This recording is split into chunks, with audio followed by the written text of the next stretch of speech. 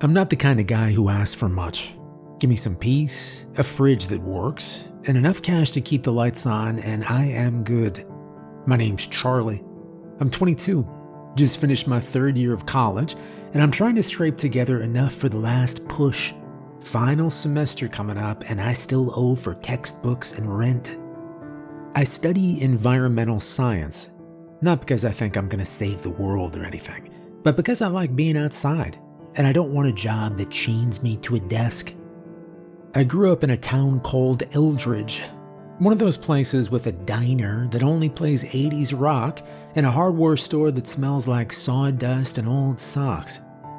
People there know your name, your dad's name, and which football game you missed.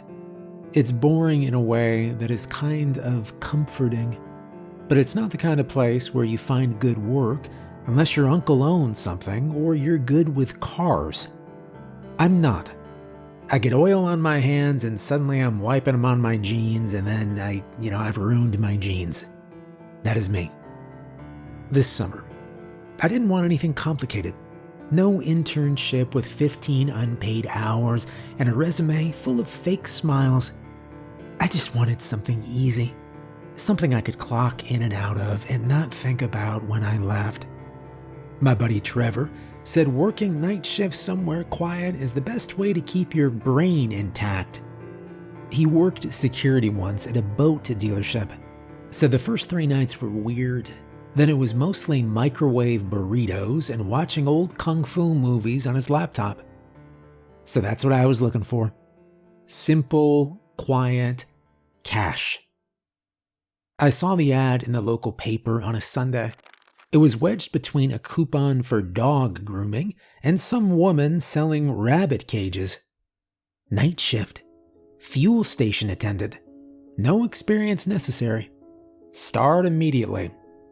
Good pay. No company name, no logo, nothing but a number printed at the bottom. That's all. I liked that it didn't ask for a resume. I'm not great at writing those. I've worked for a couple restaurants, did landscaping for one weird summer, and sold popcorn at a movie theater where the air conditioner never worked.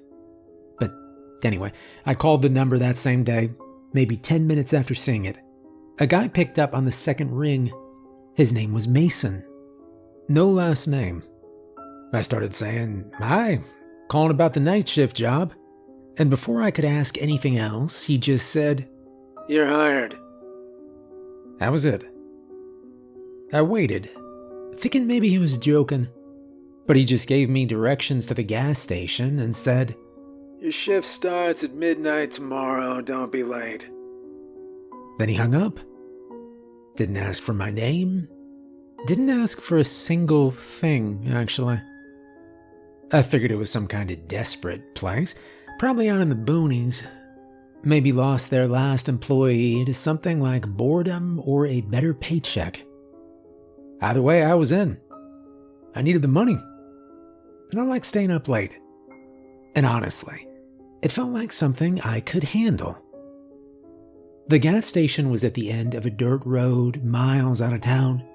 Mason had said it was off Road 7, near an old sign for a fishing lodge that apparently burned down in the 90s. I had to Google the spot twice and still didn't see anything on the map. Just a line of road that turned into nothing. But I figured maybe it was one of those places that hadn't been updated online. There's a lot of those around here. I left the house at 11:15 p.m. I had a backpack with me, water bottle, 2 packs of gum, a notebook, and an old magazine I found under my bed. I didn't bother bringing food. I figured a gas station would have snacks. The roads were mostly empty, not unusual for this late. Once I turned off the main road, it got darker fast. Real fast. There were streetlights here and there, but more than one was busted. I remember that clearly. One pole was leaning sideways, like someone had backed into it with a truck and no one had bothered to fix it. The dirt road came up suddenly. No sign.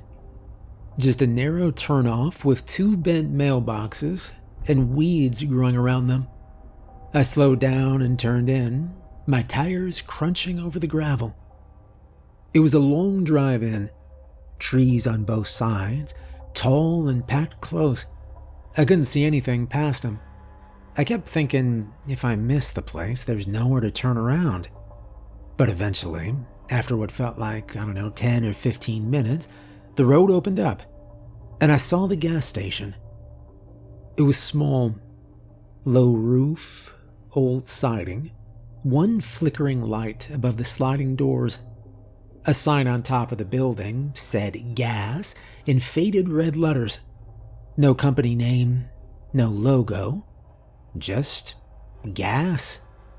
One pump out front. A dusty truck parked on the side, but it looked like it hadn't moved in years. There was not a soul anywhere. I parked my car and sat there for a moment. No movement, no sound, except for bugs chirping in the trees behind me. I got out, walked up to the doors. They were chained shut. Thick, rusted chains wrapped around the handles, locked tight. I checked my phone. No new messages, no signal either. That part bugged me a little. And then I remembered Mason had said keys in the potted plant. And sure enough, there was a big plastic pot next to the door. It had one of those plastic plants in it, dusty and faded. I reached under the rim and felt something cold. A key. Plain. Metal. A little dirty. I used it on the padlock. It clicked open easier than I expected. The doors slid apart with a bit of effort.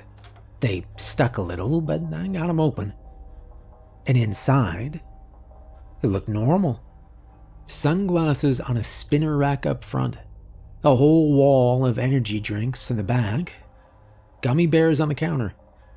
It looked like any other gas station at first, until I noticed the giant list of rules. Behind the register, taped to the counter with yellowing edges, was a single sheet of paper, typed out, not handwritten. The first line stood out in bold. Rule 1. Feed the cat. Underneath that, it read, his name is Ripley, and he's an orange tabby missing an eye. Sometimes you'll find him sitting on the counter as if he were waiting for you to arrive. Other times, he'll be facing the entrance to the back rooms. We don't really know why he goes there, and it's best not to ask. There's a box of yellow sardines from some place called the Watermelon Company under the cash register. Use it to fill his red bowl you'll find near the entrance. Ripley is a good cat. Always keep him fed. Okay. I stared at that for a moment, then looked up. A cat had jumped onto the counter while I'd been reading. Orange fur. One eye. The left one was missing, like it'd been plucked out long ago. His good eye was green, a little squinty, and not too interested in me. He was just sitting there, like the note said, calm and waiting. Hi? I said softly. He blinked back real slow. I leaned over and opened the cabinet under the register. There was a box inside, pale yellow with blue lettering. Watermelon Company, sardines in oil in faded print. The back of the box had something written in another language. I didn't recognize the letters. Wasn't Spanish, wasn't French, wasn't anything I'd ever seen. I opened the box. Inside were little round tins, all the same. I peeled one open, and the smell hit me. Strong, oily, salty. The kind of smell that sticks to your fingers even after washing. Ripley perked up when I opened the tin. I found the red bowl near the front entrance, just like the note said. It had a few old flakes of dried fish in it, but nothing fresh. I dumped the sardines in, oil and all, and set it down gently. Ripley jumped off the counter and trotted over, quiet as a whisper. He sniffed the bowl, then started eating, slow and steady, no rush. I watched him for a second, one eye focused, tail flicking slowly. He looked like a pirate, a small, lazy, hungry pirate. "That's a good cat," I said, and gave him a gentle scratch behind the ears. He leaned into it just a little. After that, I walked back to the register and put a little check mark next to the first rule with a pen somebody left beside the paper. All right, rule number 1, feed the cat. Check. The next line on the paper was bold again. Rule 2, check the locks. Under that, it said, "It's all the way in the back, past the freezer section and the old chip aisle. Looks like a normal door, except it's red. There's red chains surrounding it. Make sure they haven't budged. Ignore the screaming." Okay, well, that sounded more like security work, which was fine. Maybe the place had break-ins or kids trying to sneak in through the back. I looked around and spotted the aisles. Nothing fancy. One shelf had a half-stocked row of dusty chips. Most of them were off-brand. Things like Salty Crunch and Zesty Corn Explosion. The bags were old and kind of sun-bleached, like they'd been sitting for a long time. The freezers were humming low. Half of them were empty. One had a few popsicles in the corner. Another had what looked like frozen burritos from another decade. I passed them and turned into the far back aisle. The air back here felt still, like this part of the building didn't get cleaned often. And then I saw it. The door wasn't hard to find. It was bright red. Not painted over, but a solid metal red. Like, I don't know, fire truck paint. Heavy, thick, and wrapped in chains.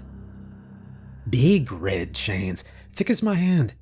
Not just wrapped around the door handle, but across the whole door in a tight X shape. The links looked solid. Some had little dents in them, like they'd been hid or scraped at one point. The padlock, it was huge. Old-fashioned, like something off a giant barn. There were scratches on the wall near the handle. I figured that part right away. Long, deep ones, like someone had dragged a tool or their nails down the drywall, like they'd tried to get the door open, or maybe tried to stop it from closing. I leaned forward, didn't touch anything yet, just looked. Didn't feel like a backroom door. It felt wrong, too solid, too sealed, like it wasn't meant to lead somewhere, but meant to hold something in, something that should not be allowed out. Still, I was supposed to check the locks, that was the rule. The rule also mentioned one more thing. Ignore the screaming. I didn't want to believe that part when I read it. I figured it was just written that way for effect, something to creep out new hires. But standing here now, with my ears straining in the silence, I heard it. Faint at first. So faint, I thought maybe it was the freezer humming wrong. Then it rose, high and distant, like someone screaming behind several walls. It wasn't angry. Wasn't even clear. Just pain. Repeating. Not words, not names, just human sound over and over, like it was on a loop. I reached out again. My fingers were just inches from the padlock when I heard it. A meow, soft, calm. I turned. Ripley. He was sitting at the far end of the aisle, right where it opened back toward the front of the store. His good eye was focused on me. He meowed again. Not loud, not angry, but sharp, like a warning. I lowered my hand slowly. "All right, you're the boss," I said. I backed away from the door, turning carefully. The screams hadn't stopped. They were still going up and down in volume, as if someone were being dragged across a floor, just out of reach. Ripley didn't move, not at first. He just sat there, tail wrapped neatly around his paws, watching me, waiting. Then he turned and walked off like nothing had happened. I followed him back up the aisle, past the old chip rack and the buzzing freezers. The screams faded behind me, like they didn't want to cross the threshold of that aisle. Back at the counter, I picked up the pen again and marked the paper. Rule 2, check the locks. Check. The third rule was just as simple as the other ones. Rule 3, clean around the gas station. No need to clean outside. It's the inside that counts, or so they say. You'll find weird things lying around from previous customers who like to drop things. Candy wrapper here, paper cup there, a loose tooth maybe, or an old photograph with a head's missing. Just throw it all away. Keep the place clean, it read. That one made me laugh a little first time I read it. A loose tooth? Seemed like a joke someone typed out for fun. Still, well, the place could use a little tidying. Wasn't gross, but it had that look of somewhere no one really took care of. Dust around the corners, empty cup under the chip rack, sticky patch by the slushy machine, that sort of thing. I pulled my phone out and started playing music while I cleaned. Mostly old stuff, radio hits, little rock, something to break up the silence. I found a broom behind the counter and a roll of thin plastic garbage bags. Ripley followed me around for a bit, then curled up near the red bowl and dozed off. I started in the candy aisle. There was a half-sucked lollipop stuck in the bottom shelf. I had to scrape it off with a key I found in the drawer. Then there were 2 soda cans behind the sunglasses rack and a single sock on top of the snack display. Not a pair, just one. Weird, but not impossible. Then I saw the photograph. It was lying near the fridge that barely worked, face up on the floor. Black and white, little curled at the edges. Looked like something someone's grandma might keep in a box in the attic. The picture showed a family, 2 adults, a girl, a boy, standing in front of a carnival booth. Balloons in the background, some kind of striped tent behind them. They were all dressed nicely. The boy even had a little tie. But none of them had heads. Not blurred, not faded, just gone, like they were never drawn in. Their necks stopped where their collars started, clean and flat, like cut paper dolls. I turned the photo over, nothing on the back, no writing, no date. I didn't feel right throwing it away, so I slipped it under the counter near the sardine box. Then I kept cleaning. And the weird stuff kept coming, but I got used to it. Bottle caps with teeth marks, candy wrappers folded into tiny origami birds. Once, I found a pair of tiny red shoes in the freezer next to a frozen burrito. They were child-sized and spotless, like someone had placed them there on purpose. Then there were the photos. At first, just 1 or 2, tucked under shelves or dropped behind the drink coolers. But after that first week, I started finding them everywhere. Folded behind snack displays, stuffed behind pages of old magazines, slid between cracks in the counter.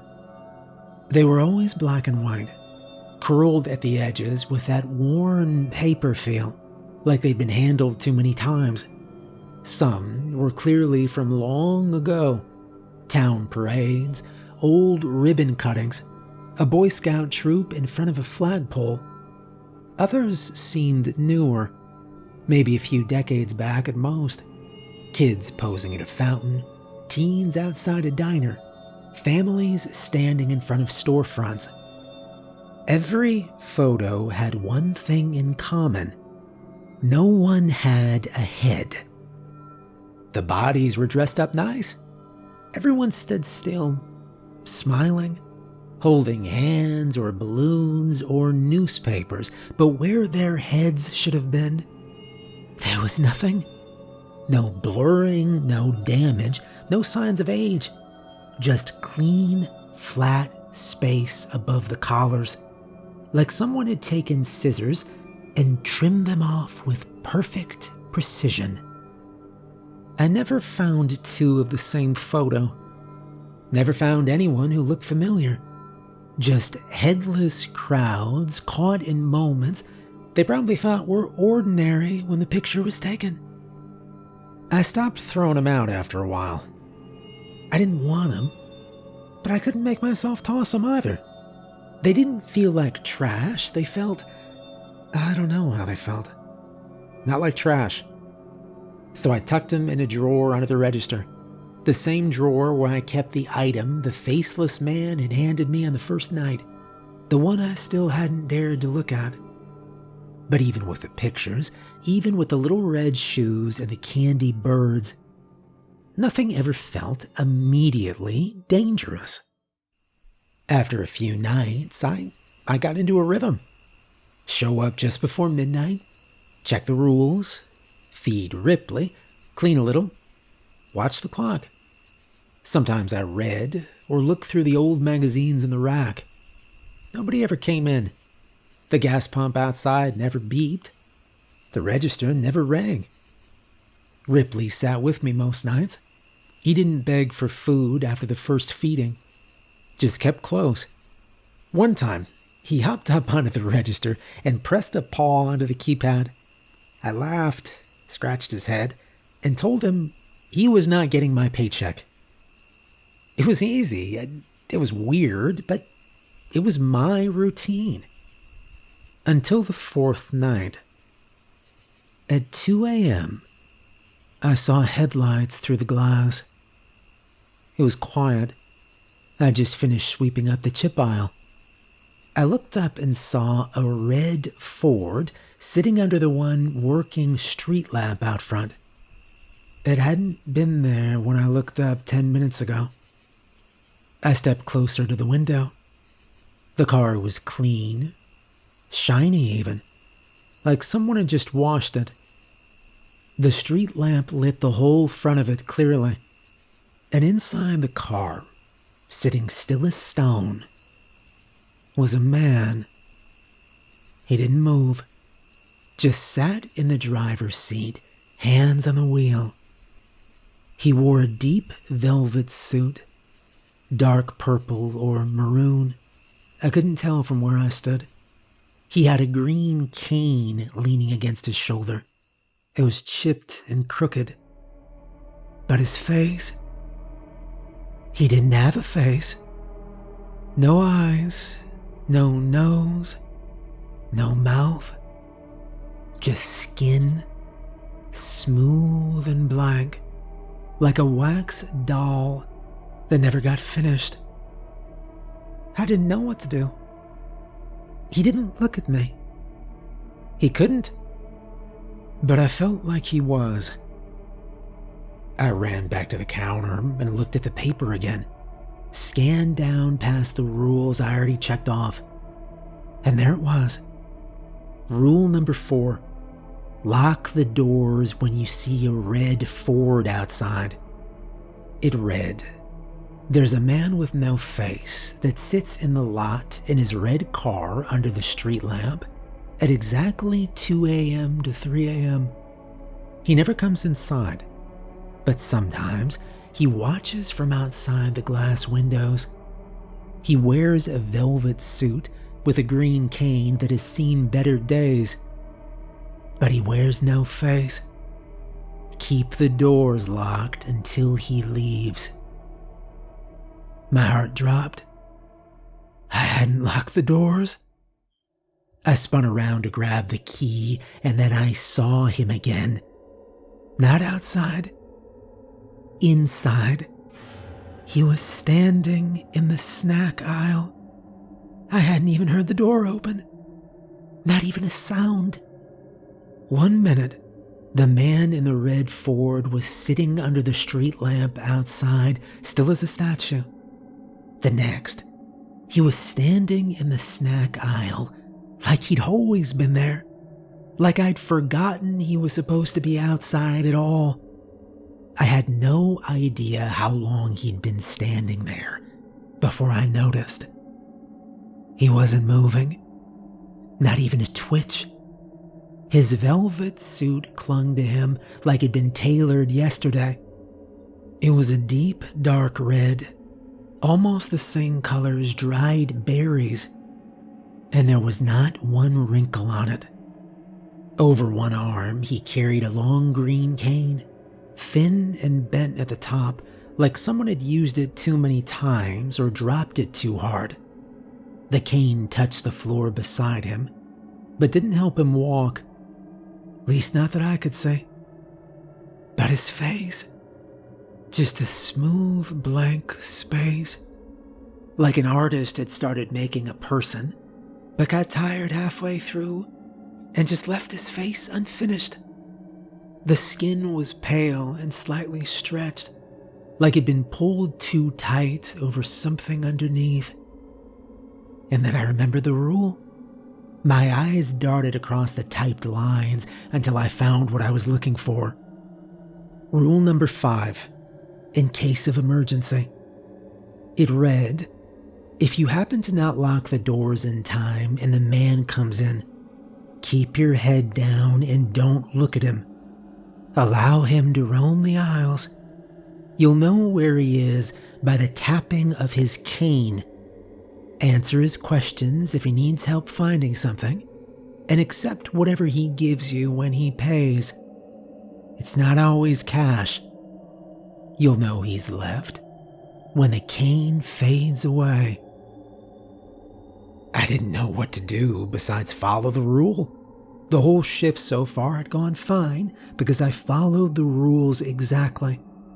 I wasn't about to stop now. So I sat down on the stool behind the counter, rested my arms on my knees, and dropped my head until I was staring at the gum under the counter ledge. I didn't lift my gaze. I didn't breathe too loud. I didn't move. And then I heard it. A tapping. It was soft, measured, slow. Not like a cane someone needed to walk. More like a metronome. It echoed lightly off the tile floor, getting louder as he got closer. I kept my eyes down. I didn't want to see where he was. I didn't want to see what his body looked like up close, or what it felt like to have someone with no face just a few feet away. The tapping stopped for a second. I heard the sound of plastic crinkling, then paper rustling. It was faint, but I knew it. Someone checking prices, flipping labels, digging through shelves. He was browsing. Then the cane tapped again. He was getting closer. The taps grew louder until they weren't far away anymore. They were right across from me. I could feel him standing there at the register, waiting. Something about the silence told me he wasn't just browsing anymore. He was ready to interact. Then, without any kind of warning or shift in the air, he spoke. His voice was smooth and careful. It didn't sound like a whisper or a threat. It sounded like someone asking a question out of habit. "Do you sell lighters here?" Something about hearing him talk made it worse. I wasn't sure where the sound was coming from. It wasn't muffled. It wasn't echoing. It was just there. A voice floating in front of me, like someone had turned on a recording. Still staring at the floor, I answered. "Yeah, right in front of you. Small rack next to the candy." There was a pause. I heard the sound of something small and metal being picked up. Then nothing. Just silence. I didn't move. He didn't ask anything else. Didn't say thank you. Didn't comment. Then after a few more seconds, I heard a soft sound. A small object placed on the counter. Not heavy.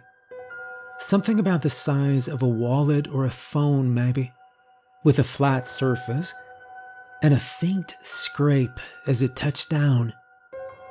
I didn't look. I reached up blindly, slid the object off the counter, and tucked it into the drawer under the register. It felt cold, a little too smooth.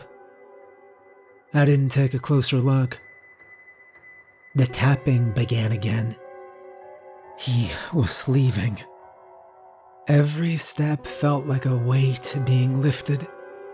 The taps grew softer as he walked away from the register, past the drinks, back down the aisles. Then they became faint, and then they vanished. No beep from the door, no sound of a car starting. But I knew he was gone. I looked back at the paper on the counter, and my eyes drifted to the next line. Rule number 6. If you happen to look straight at him, pray. There was nothing else written after that. No instructions, no details. Just that one line. I sat back, my hands gripping the edge of the counter, and tried not to think too hard about what would have happened if I hadn't looked away in time, and what might still happen if I ever looked straight at him. By the end of my first week, I had the routine down cold. Ripley got his sardines before the clock hit 12. The floors were clean enough to eat off of. And the red Ford showed up every single night at exactly 2 a.m., just like the rule said. But now I was ready. I watched the clock like it owed me money.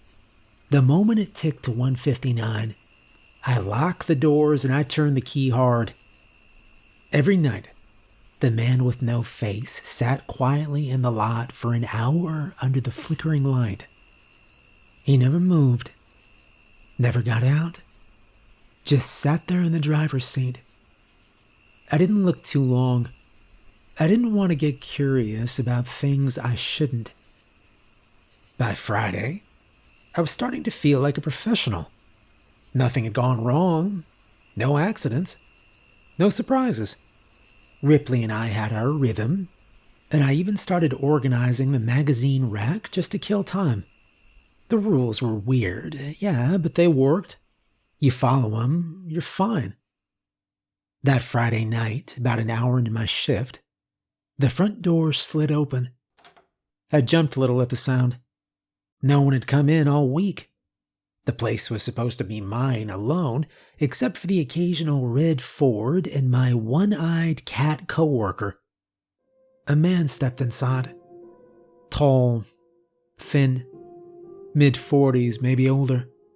He wore a navy jacket, jeans, and boots scuffed at the toes like he'd had them for years. His hair was dark, but streaked with silver at the sides. He looked around the store like he'd been here 1,000 times.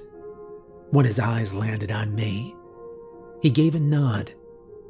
"You Charlie?" he said. Yeah, you Mason?" He walked over to the counter and held out a hand. His grip was dry and firm, but not too strong. "Yeah, it's good to finally meet you in person. I usually don't come by unless I need to. Figured I'd check in. First week, it's always the hardest." Mason smirked a little and looked around the place. It's clean, huh? Cats fed, rules followed, not bad." He moved behind the counter like it was his own house and reached for the coffee machine. He poured 2 cups from the burned old pot I'd made earlier. It tasted like it'd been brewed through a dirty sock, but I didn't complain. We sat down on the stools, each with a cup, and for a minute we just sipped in silence.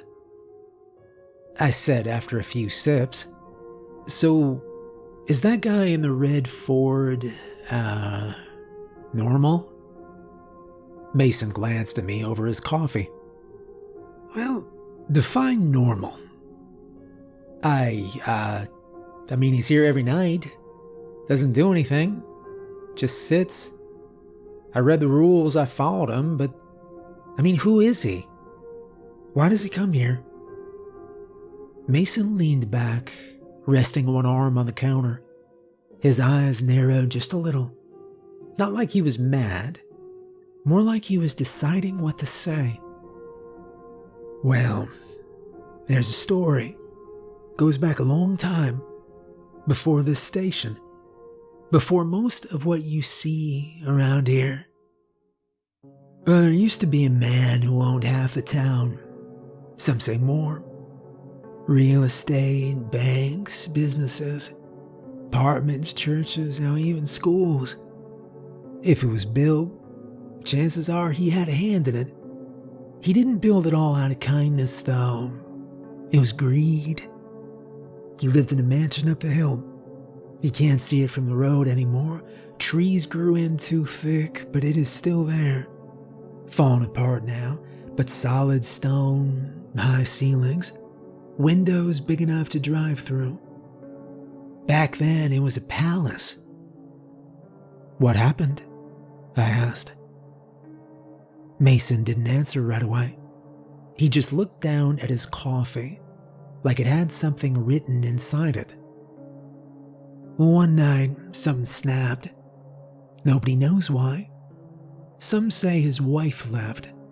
Some say his fortune got drained in a deal gone wrong.